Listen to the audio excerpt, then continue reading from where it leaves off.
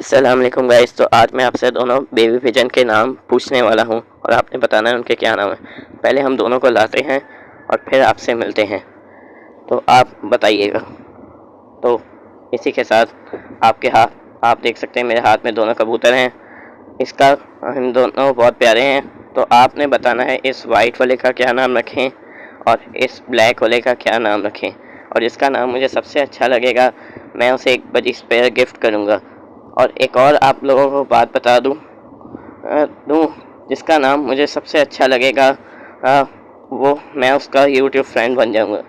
तो इसी के साथ मैं आप लोग से ना गुजारिश करता हूँ, मेरे चैनल को लाइक करें और सब्सक्राइब भी करें। और इसी के साथ हमारी वीडियो एंड होती है। ओके, अल्लाह हाफिज़। गिव अवे के लिए आपको ज़्यादा कुछ नहीं करना, बस मेरे चैनल को लाइक करना है और सब्सक्राइब करना है, और फिर आपने अपनी लोकेशन मुझे